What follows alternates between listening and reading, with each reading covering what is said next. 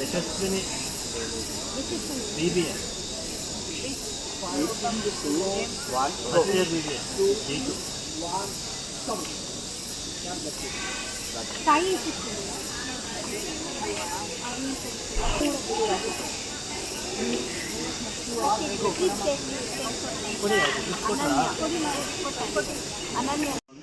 ಒಳಗಡೆ ಡ್ರಾಪ್ ಮಾಡಬೇಕು. ಸೊ ಯಾರು ಜಾಸ್ತಿ ಫಿಲ್ ಮಾಡ್ತಾರೆ so they will win a chocolate. Okay 1 second. Okay 3 2 1 ಅಂತೀನಿ ಸ್ಟಾರ್ಟ್ ಮಾಡಬೇಕು. ಓಕೆ ಒಂದೇ ಕೈ ಯೂಸ್ ಮಾಡಬೇಕು, ಒಂದು ಒನ್ ಹ್ಯಾಂಡ್ ಯೂಸ್ ಮಾಡಬೇಕು. ಪಿಕ್ ಮಾಡಿಬಿಟ್ಟು ಅದೆಲ್ಲ 15 ಸೆಕೆಂಡ್ಸ್ ಟೈಮ್ ಆಗಿದ ತಕ್ಷಣ ಯಾವುದು ಜಾಸ್ತಿ ಇರುತ್ತೆ ಚಾಕ್ಲೇಟ್ ಸೊ ಅದೇ. Okay 3 2 1 go. Mother is too fast. Bro, come on, bro. 10 seconds. We're done, man. Super. Use one hand. Okay. It's already 4 seconds. Okay, I'll give 20 seconds fast. 10 more seconds. Both of 5 more seconds. 3 2 1 0. Stop. She won. 15 seconds time ಕೊಡ್ತೀನಿ. Deepika madam, one hand ಇಂದ Deepika madam fill ಮಾಡಬೇಕು. ಯಾರು ಅಲ್ಲಿರೋ parents ಈ ಕಡೆ ಕಳಿಸಿ, ಮತ್ತೆ parents ಹೇಳಿ ಟೈಮ್ ಕೊಡ್ತೀನಿ. ಒನ್ ಹ್ಯಾಂಡ್ ಯೂಸ್ ಮಾಡಿ ಚಾಕ್ಲೇಟ್ನ ಫಿಲ್ ಮಾಡಬೇಕು. ಯಾರು ಒಳಗಡೆ ಡ್ರಾಪ್ ಮಾಡಬೇಕು. ಸೊ ಯಾರು ಜಾಸ್ತಿ ಫಿಲ್ ಮಾಡ್ತಾರೆ so they will win a chocolate. Okay 1 second. Okay 3 2 1 ಅಂತೀನಿ ಸ್ಟಾರ್ಟ್ ಮಾಡಬೇಕು. ಓಕೆ ಒಂದೇ ಕೈ ಯೂಸ್ ಮಾಡಬೇಕು, ಒಂದು ಒನ್ ಹ್ಯಾಂಡ್ ಯೂಸ್ ಮಾಡಬೇಕು. ಪಿಕ್ ಮಾಡಿಬಿಟ್ಟು ಅದೆಲ್ಲ 15 ಸೆಕೆಂಡ್ಸ್ ಟೈಮ್ ಆಗಿದ ತಕ್ಷಣ ಯಾವುದು ಜಾಸ್ತಿ ಇರುತ್ತೆ ಚಾಕ್ಲೇಟ್ ಸೊ ಅದೇ. ಓಕೆ 3 2 1 ಗೋ.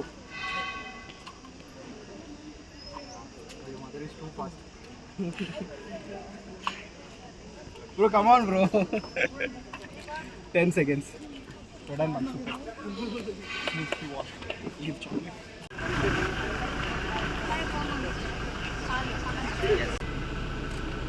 ಮಾನ್ಯರೇ, ನಮ್ಮ ಮುಖ್ಯ ಅತಿಥಿಗಳಾದ ಶ್ರೀ ವೇದವ್ಯಾಸಾಚಾರ್ಯ ಶ್ರೀಶಾನಂದರವರು ಹಾಸನದಲ್ಲಿ 29 ಮಾರ್ಚ್ 1966ರಂದು ಜನಿಸಿದರು.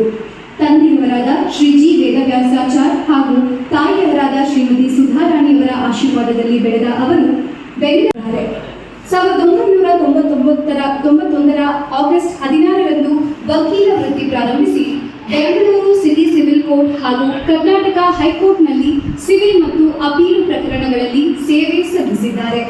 ಮುಂಬೈ, ಚೆನ್ನೈ ಮತ್ತು ದೆಹಲಿ ಹೈಕೋರ್ಟ್ನಲ್ಲಿಯೂ ಮಹತ್ವದ ಪ್ರಕರಣಗಳನ್ನು ವಹಿಸಿಕೊಂಡಿದ್ದಾರೆ. ತಮ್ಮ ವೃತ್ತಿ ಜೀವನದಲ್ಲಿ ಅನ್ನಮಲೈ ವಿಶ್ವವಿದ್ಯಾನಿಲಯದಿಂದ LLM ಪದವಿಯನ್ನು ಪಡೆದಿದ್ದಾರೆ. 2008ರ ಫೆಬ್ರವರಿ 25ರಂದು ನೇಮಕಾತಿಯ ಮೂಲಕ ಜಿಲ್ಲಾ ನ್ಯಾಯಾಧೀಶರಾಗಿ ಸೇವೆ ಆರಂಭಿಸಿ ಕಲಬುರಗಿ, ಕಾರವಾರ ಹುದ್ದೆಗಳಲ್ಲಿ ಸೇವೆ ಸಲ್ಲಿಸಿದ್ದಾರೆ. ಬೆಂಗಳೂರಿನಲ್ಲಿನ CBI ನ್ಯಾಯಾಲಯದ ವಿಶೇಷ ನ್ಯಾಯಾಧೀಶರಾಗಿಯೂ ಕರ್ನಾಟಕದ ರಾಜ್ಯ ಸಾರಿಗೆ ಅಪೀಲ್ ಟ್ರಿಬ್ಯುನಲ್ ಅಧ್ಯಕ್ಷರಾಗಿಯೂ ಸೇವೆ ಸಲ್ಲಿಸಿದ್ದಾರೆ. ಹೈಕೋರ್ಟ್ನ ರಿಜಿಸ್ಟ್ರಾರ್ ಜುಡಿಷಿಯಲ್ ಹಾಗೂ ರಿಜಿಸ್ಟ್ರಾರ್ ಜನರಲ್ ಹುದ್ದೆಗಳಲ್ಲಿ ಯಶಸ್ವಿಯಾಗಿ ನಿರ್ವಹಿಸಿದ್ದಾರೆ. 2020ರ ಮೇ 4ರಂದು ಕರ್ನಾಟಕ ಹೈಕೋರ್ಟ್ನ ಹೆಚ್ಚುವರಿ ನ್ಯಾಯಾಧೀಶರಾಗಿ ನೇಮಕಗೊಂಡು 2021ರ ಸೆಪ್ಟೆಂಬರ್ 25ರಂದು ಸ್ಥಾಯಿ ನ್ಯಾಯಾಧೀಶರಾಗಿ ಪ್ರಮಾಣ ವಚನ ಸ್ವೀಕರಿಸಿದ್ದಾರೆ. ಕಾನೂನು ಕ್ಷೇತ್ರದಲ್ಲಿ ಅವರ ಅಪಾರ ಸೇವೆ ಹಾಗೂ ಸಮಾಜಕ್ಕೆ ನೀಡಿದ ಬೆಳಕು ಪರಿಗಣಿಸಿ 2026ರ ಫೆಬ್ರವರಿ 23ರಂದು ಮಂತ್ರಾಲಯದಲ್ಲಿ ಗೌರವ ಡಾಕ್ಟರೇಟ್ ಪದವಿಯನ್ನು ನೀಡಿ ಸನ್ಮಾನಿಸಲಾಗಿದೆ. ಇಂತಹ ಮಹಾನ್ ವ್ಯಕ್ತಿಯನ್ನು ನಮ್ಮ ನಡುವೆ ಕಾಣುವುದೇ ಯಾವ ಸಂಬಂಧ ಇರಬೇಕು ಅಂತಂದರೆ ವಿದ್ಯಾರ್ಥಿಗಳ ಮತ್ತು ಪೋಷಕರ ನಡುವೆ ಸಂಬಂಧ, ವಿದ್ಯಾರ್ಥಿಗಳ ಮತ್ತು ಕಾಲೇಜಿನೊಡನೆ ಸಂಬಂಧ, ವಿದ್ಯಾರ್ಥಿಗಳ ಪೋಷಕರು ಮತ್ತು ಕಾಲೇಜಿನೊಡನೆ ಇರತಕ್ಕಂಥ ಸಂಬಂಧ, ವಿದ್ಯಾರ್ಥಿಗಳು ಮುಂದೆ ಸಮಾಜಕ್ಕೆ ಹೋದಂಥ ಸಂದರ್ಭದಲ್ಲಿ ಆಗ್ತಕ್ಕಂಥ ಆ ಥರ ಪ್ರತಿ ದಿವಸ ಒಂದು ಡ್ರಮ್ ನೀರನ್ನ ಸೇದ್ ಹಾಕಿದ್ರೆ ಒಂದೊತ್ತಿನ ಊಟ. ಸಂಬಂಧಿಕರ ಮನೆಯಲ್ಲಿ ನೀನು ಇದ್ದಾಗ ಮನೆ ಕೆಲಸ ಎಲ್ಲ ಮಾಡ್ಕೊಡ್ಬೇಕು ಅಂತ ತಂದೆ ತಾಯಿಗಳು ಹೇಳಿ ಕಲಿಸಿರ್ತಿದ್ರು. ಬೆಟ್ಟಿ ಕೊಟ್ಟು ತಿನ್ನಬಾರ್ದು ಅನ್ನೋದನ್ನು ಹೇಳಿರ್ತಿದ್ರು. ನೀರು ಸೇದ್ ಹಾಕಬೇಕು. ಅಲ್ಲಿ ಬಂದಿರತಕ್ಕಂಥ ತೆಂಗಿನ ಮರದ ಗರಿನೋ ಮತ್ತೊಂದು ಕಡ್ಡಿಗಳು ಇನ್ನೊಂದು ಕುರಳೆಗಳು ಇವುಗಳನ್ನೆಲ್ಲ ತಗೊಂಡು ಒಲೆಗೆ ಹಾಕಬೇಕು. ಇದೆಲ್ಲ ಮಾಡಿ ಅವ್ರು ಮಾಡ್ಕೊಂಡಾದ್ಮೇಲೆ ನಾನು ಬಿಟ್ಟು ಇವ್ರಲ್ಲಿ ಊಟ ಮಾಡ್ತಿಲ್ಲ ಅಂತ ಅವ್ರು ಹೇಳಿದಾಗ ಎಲ್ಲ ಕೆಲಸಗಳನ್ನ ಮಾಡಿ ಅದನ್ನು ಜೊತೆಗೆ ಕೊಟ್ಟಾದ್ಮೇಲೆ ಸಿಕ್ಕ ಸಮಯದಲ್ಲಿ ಓದಿ ದೊಡ್ಡ ದೊಡ್ಡ ವ್ಯಕ್ತಿಗಳಾಗಿದ್ದಾರೆ ನನ್ನ ಕಣ್ಣಿಂದ ಅಂಥವ್ರು ಹಲವಾರು ಜನರು ಕಾಣ್ತಾರೆ. ಸಂಬಂಧಕ್ಕೇನು ಬೇಕಾದಷ್ಟು ಸಂಬಂಧ ಹೇಳ್ತಾ ಹೋಗ್ಬೋದು. ಆ ಸಂಬಂಧ ಅನ್ನೋ ಪದವನ್ನು ಚೆನ್ನಾಗಿ ಇಟ್ಟಿದ್ದಾರೆ ಈ ಕಾರ್ಯಕ್ರಮಕ್ಕೆ, ಅದಕ್ಕೆ ಅವರು ಶ್ಲಾಘನೀಯರು.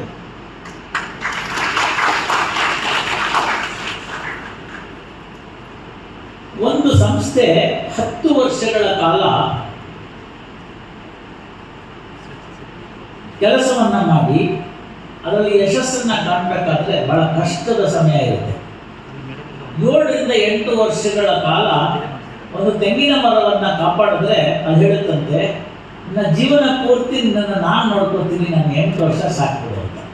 8ನೇ ವರ್ಷಕ್ಕೆ 9ನೇ ವರ್ಷಕ್ಕೆ, ನಮ್ಮ ಕಾಲದಲ್ಲೆಲ್ಲ 12-13 ವರ್ಷಕ್ಕೆ ಮೊದಲನೇ ಹೊಂಬಾಳೆ ಬರ್ತಾ ಇತ್ತು. ಈಗೆಲ್ಲ ಸ್ವಲ್ಪ ಸುಧಾರಿತ ತಳಿಗಳಿದೆ. ಹಾಗಾಗಿ 8 ವರ್ಷಗಳ ಕಾಲ ನೀವು ಜತನವಾಗಿ ತೆಂಗಿನ ಮರವನ್ನು ಕಾಪಾಡಿಬಿಟ್ರೆ ಆ ನಂತರ ಅದು ತನ್ನ ಜೀವ ಇರೋ ತನಕ, ನಿಮ್ಮ ಜೀವ ಇರೋ ತನಕ ಪ್ರತಿ ವರ್ಷ ಫಲವನ್ನು ಕೊಡ್ತಕ್ಕಂಥದ್ದು ಅಂತ. ಅದು ಶೈಕ್ಷಣಿಕ ಸಂಸ್ಥೆಗಳಿಗೂ ಕೂಡ ಅದೇ ರೀತಿಯಾಗಿ ತಿಳ್ಕೊಳ್ತಕ್ಕಂಥ ವಿಚಾರ, ಅದೇ ರೀತಿಯಾಗಿ ಅದನ್ನು ನಾವು ಕಾಣಬೇಕಾಗುತ್ತೆ. ಪ್ರಾರಂಭದಲ್ಲಿ ಅದಕ್ಕೆ ಬರ್ತಕ್ಕಂಥ ಅಡೆತಡೆಗಳು ಹಲವಾರು. ಇವತ್ತು ನಾವು ಇಷ್ಟು ಸುಸಜ್ಜಿತವಾಗಿರ್ತಕ್ಕಂಥ ಒಂದು ಸಭಾಂಗಣದಲ್ಲಿ ಕೂತಿದ್ದೀರಿ, ತಾವೆಲ್ಲ ತಮ್ಮ ಮಕ್ಕಳನ್ನ ಕಷ್ಟಪಟ್ಟು ಸೇರಿಸಿದ್ದೀರಿ. ಬಹಳಷ್ಟು ಜನಕ್ಕೆ ಆಸೆ ಇತ್ತು, ನಮ್ಮ ತಂದೆಯು ನಮ್ಮನ್ನು ಒಳ್ಳೆಯ ಕಾಲೇಜಿಗೆ ಶಾಲೆಗೆ ಸೇರಿಸಬೇಕು ಅಂತ. ಬ್ರಿಟಿಷರ ಒಂದು ಆಡಳಿತದಲ್ಲಿ ನಾವು ಜರ್ಜರಿತರಾಗ್ಬಿಟ್ವಿ. ನಮ್ಮ ದೇಶದಲ್ಲಿದ್ದಂಥ ಸಂಪತ್ತನ್ನು ಕೊಳ್ಳೆಗಳು ಹೊರಟೋದ್ರು, ನಮ್ಮನ್ನೆಲ್ಲ ಬಡವರನ್ನಾಗಿ ಮಾಡಿದ್ರು, ನಮ್ಮನ್ನೆಲ್ಲ ಗುಲಾಮರನ್ನಾಗಿ ಮಾಡಿದರು. ಹಾಗಾಗಿ 2 ಹೊತ್ತಿನ ಊಟಕ್ಕೆ ಕಷ್ಟ ಇತ್ತು. ಇಲ್ಲಿರೋರನ್ನ ಯಾರಾದ್ರೂ ತಂದೆ ತಾಯಿಗಳನ್ನ ಕೇಳಿದ್ರೆ, ಗೋಪಾಲಕೃಷ್ಣ ಅಂತಕ್ಕಂಥ ಅವರ ವಯಸ್ಸಿನವ್ರನ್ನ, ನನ್ನ ವಯಸ್ಸಿನವ್ರನ್ನ ಕೇಳಿದ್ರೆ ಹೇಳ್ತಾರೆ ಅವ್ರ ತಂದೆ ತಾಯಿಗಳು ಪಟ್ಟಂಥ ಕಷ್ಟನ. 2 ಹೊತ್ತು ಊಟ ಸಿಕ್ಕರೆ ಸಾಕಪ್ಪ ಅನ್ನೋ ಪರಿಸ್ಥಿತಿ ಇತ್ತು. ಹಳ್ಳಿಗಳಲ್ಲಿ ಮಕ್ಕಳನ್ನ ಕಾಲೇಜಿಗೋ ಸ್ಕೂಲ್ಗೋ ಸೇರಿಸ್ಬೇಕು ಅಂದರೆ ಈಗಿನ ಥರ hostel, paid accommodation, paying guest ಯಾವುದೂ ಇರಲಿಲ್ಲ. ಸಂಬಂಧಿಕರ ಮನೆಗೆ ಸೇರಿಸ್ಬೇಕಾಗಿತ್ತು. ಆ ಸಂಬಂಧಿಕರ ಮನೆಯಲ್ಲಿ ಅವರು ಈಗಿನ ಥರ ನಲ್ಲಿ ತಿರುಗಿಸಿದ್ರೆ ನೀರು ಬರ್ತಿರಲಿಲ್ಲ, ಬಾವಿಯಿಂದ ನೀರು ಸೇರಬೇಕಾಗಿತ್ತು. ಇಲ್ಲೇ ಕ್ಯಾತ್ಸಂದ್ರ ಅಂತ ತುಮಕೂರು ಹತ್ರ, ನಾವೆಲ್ಲ ಬೆಂಗಳೂರಿನವರು, ನಮಗೆ ನೀರು ಸೇರೋದು ನಮ್ಗೆ ಗೊತ್ತಿರಲಿಲ್ಲ.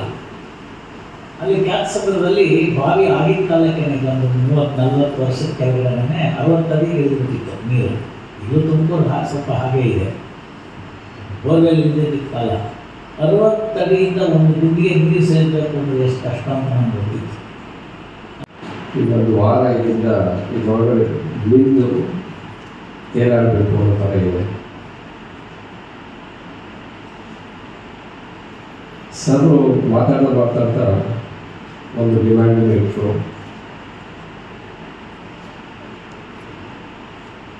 ತಂದೆ ತಾಯಿಗಳು ಮಕ್ಕಳನ್ನ ಹೇಗೆ ಜೋಪಾನ ಮಾಡಿಕೊಂಡು ಅವ್ರ ದೇಶಕ್ಕಾಗಿ ಹೇಗೆ ಹೆಮ್ಮೆ ಕೊಡಬೇಕು ಅಂತ ಹೇಳ್ತಾ ಅದು ಸ್ವಾರ್ಥ ಅಂತ ಹೇಳಿ ಒಂದು ಒಳ್ಳೆ ಸ್ವಾರ್ಥನೇ ಕೇಳಿದ್ರು ತಂದೆ ತಾಯಿಗಳಿಂದ.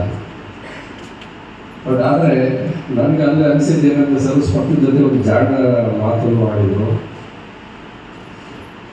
ಅವ್ರ ಗಮನಕ್ಕೆಲ್ಲ ಬಂದಿರುತ್ತೆ.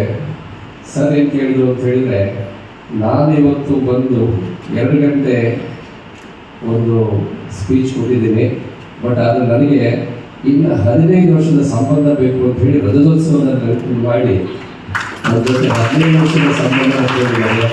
ಸೊ ನನಗೆ ಸರ್ ಸ್ವಾರ್ಥಕ್ಕಿಂತ ಹೆಚ್ಚಾಗಿ ಭಾಳ ಬುದ್ಧಿವಂತರು ಅಂತ ಹೇಳಿ ನನಗೆ ಅನಿಸ್ತು. ಹಾಗಾಗಿ ನನಗೆ ಭಾಳ ಖುಷಿ ಕೊಡ್ತದ್ರು. ಈ ರೀತಿ ಸಂಬಂಧ ಬೆಳೆಸುವಂಥ ವಿಶೇಷವಾದ ಅತಿಥಿಗಳು ನಮಗೆ ಇಲ್ಲಿಂದಲೇ ಹೀಗೆ ಶುರುವಾಗಲಿ. ಸರ್ ಅದಕ್ಕೆ ಒಂದು ದಾರಿ ಒಂದು ವೇದಿಕೆ ಹಾಕಿಕೊಟ್ಟಿದ್ದಾರೆ. ಸೊ ಭಗವಂತನ ಆಶೀರ್ವಾದ ನಮ್ಮ ಕಾಲೇಜಿನ ಮೇಲಿರಲಿ.